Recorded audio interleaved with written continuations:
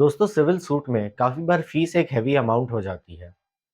अब अगर सेक्शन 89 के स्टेज पे सेटलमेंट ना हो और अगर बाद में जाके पार्टी सेटल करे तो दिल्ली कोर्ट फी अमेंडमेंट के तहत उन्हें सिर्फ 50% कोर्ट फी का रिफंड मिलता था।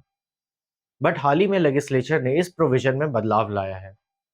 क्या है वो बदलाव और अब क्या है नियम कोर्ट फी के रिफंड के, हम समझेंगे इस वीडियो में।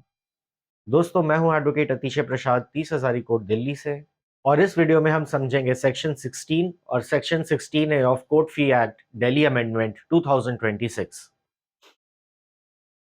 दोस्तों सबसे पहले हम समझते हैं कि कानून क्या कहता था पहले और अब क्या कहता है। दोस्तों अमेंडमेंट के पहले अगर सेक्शन 89 के स्टेज पे सेटलमेंट हो जाए तो पूरी की पूरी कोर्ट फी रिफंड मिलती थी। पर अगर आप सेक्शन 89 के स्टेज के बाद जाके सेटलमेंट करें, आउट ऑफ कोर्ट सेटलमेंट या कोर्ट के ऑर्डर पे भी सेटलमेंट लाके, तो आपको सिर्फ 50% फी रिफंड मिलता था। इस इश्यू को लेके एक पीआईएल भी फाइल की गई थी दिल्ली हाई कोर्ट में। हम समझते हैं कि पहले प्रावधान कहते क्या थे। दोस्तों section 16 A of Delhi court fee amendment act पहले कहता था कि अगर सेक्शन 89 के स्टेज पे आप सेटलमेंट नहीं करें तो आपको केवल half of court fee refund मिलेगा। इस हाफ वर्ड पे आपको ध्यान देना है। दोस्तों 6 मार्च के अमेंडमेंट के थ्रू इस सेक्शन 16 ए को पूरी तरह हटा दिया गया है और सेक्शन 16 को भी अमेंड कर दिया गया है। इस नए सेक्शन 16 ए के बारे में हमें 5 पॉइंट देखने ज़रूरी है।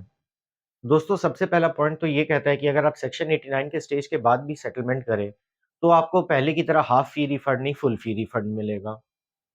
दूसरा पॉइंट हमें ध्यान रखना है कि अब सेटलमेंट का स्टेज मायने नहीं रखता है। यानी सेटलमेंट आप किसी भी स्टेज पे करें, एविडेंस के पहले, एडमिशन पे, एविडेंस के बाद, इट डज़न्ट मैटर, आपको पूरा का पूरा कोर्ट फी फिर भी रिफंड मिलेगा। पहले स्टेज मैटर करता था। दोस्तों तीसरा पॉइंट ये हमें ध्यान रखना है कि सेटलमेंट चाहे कोर्ट के इंटरवेंशन के थ्रू हुआ हो या कोर्ट के इंटरवेंशन के बगैर हुआ हो, फिर भी आपको कोर्ट फी का फुल रिफंड मिलेगा। चौथा पॉइंट हमें ध्यान देना है कि सेक्शन 89 के स्टेज के मीडिएशन लोक अदालत का अब इतना भी इंपॉर्टेंस नहीं रहा है जैसा पहले था, क्योंकि केवल सेक्शन 89 के स्टेज पे पहले आपको 100% रिफंड मिलता था और अब ये प्रावधान हट चुके हैं। और दोस्तों पांचवा पॉइंट जो कि काफी इंपॉर्टेंट है कि अब इस प्रोविजन का बेनिफिट काउंटर क्लेमेंट को भी मिलेगा।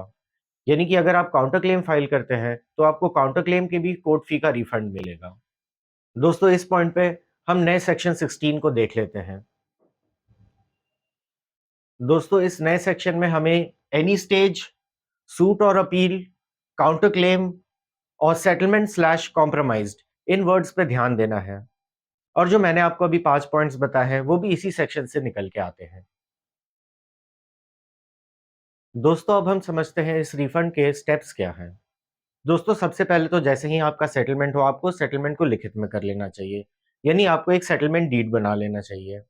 जब सेटलमेंट डीड फाइनलाइज हो जाए, दोनों पार्टीज के साइन हो जाए, तो उस डीड को आप ऑर्डर 23 रूल 3 के एक एप्लीकेशन के साथ कोर्ट के सामने रिकॉर्ड पे प्लेस कर सकते हैं। जैसे ही आप ये सेटलमेंट रिकॉर्ड पे प्लेस करेंगे, कोर्ट एक आपको रिफंड सर्टिफिकेट देगी, जिसको लेके आप अप्रोप्रिएट अथॉरिटी से कोर्ट फी रिफंड ले सकते हैं।